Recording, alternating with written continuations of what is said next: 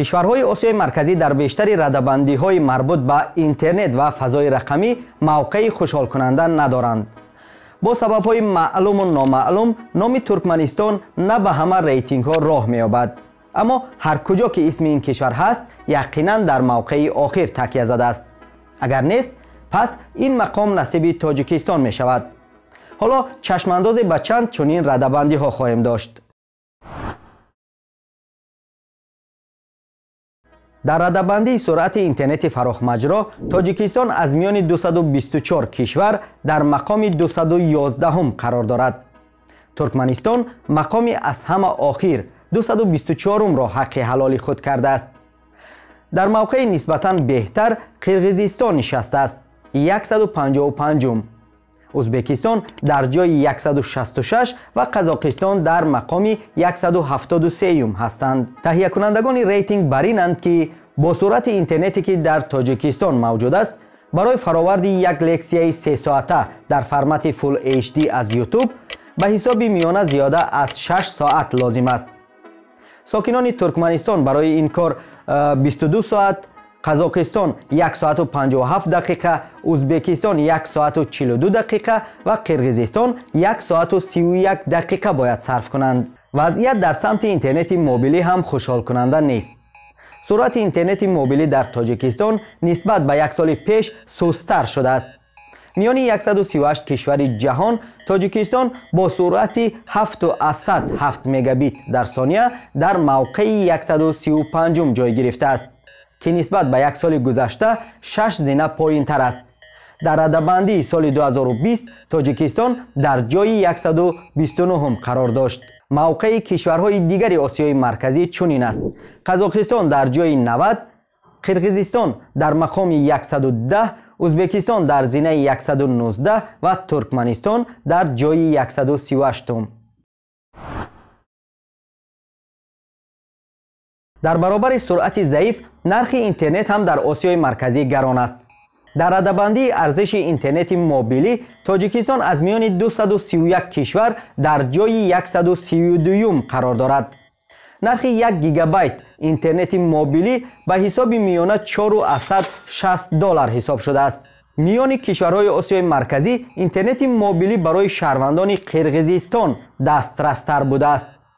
این کشور با 15 سنت برای 1 گیگابایت در مقام 3 نشسته است. قزاقستان در جای 21 و ازبکستان در زینه 22 هستند. 1 گیگابایت اینترنت موبیلی در ترکمنستان به حساب میانه 21.41 دلار بوده است و این رقم ترکمنستان را به مقام 224 برده است. بنا به معلومات خدمات علاقه تاجیکستان سال 2020 شماره کاربران اینترنت در جمهوری 3.34 میلیون نفر و کاربران علاقه موبیلی 7.3 میلیون نفر را تشکیل داده است.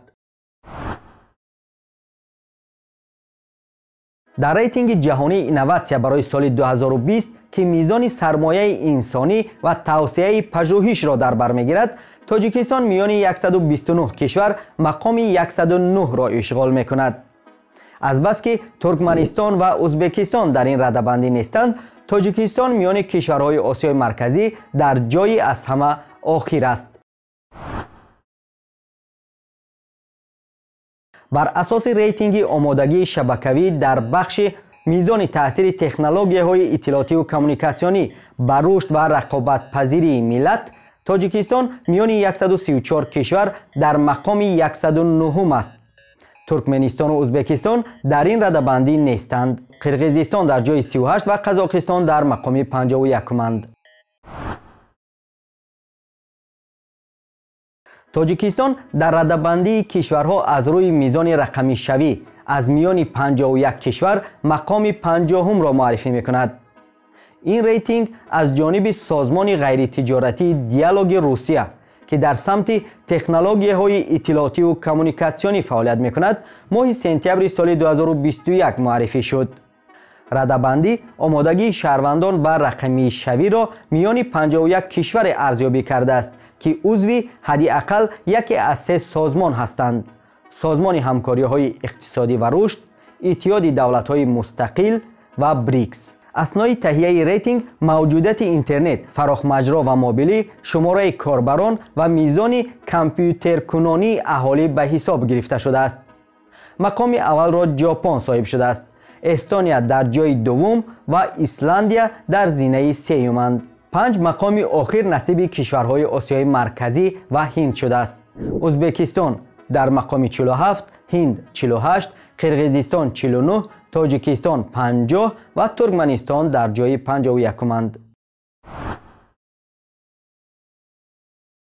در رده‌بندی صفت رقمی حیات باشد میان 110 کشور در مقام 104م نشسته ایم.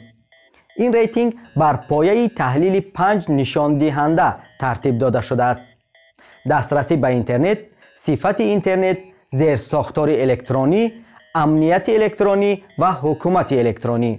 کشور ما در بخش دسترسی به اینترنت در جای 80، صفت اینترنت 103، زیرساختار الکترونی 107، امنیت الکترونی 93 و حکومت الکترونی 105 قرار دارد. از میان کشورهای آسیای مرکزی بر علاوه تاجیکستان تنها قزاقستان به این ریتینگ راه یافته است و در جدول عمومی در جای 53 قرار دارد.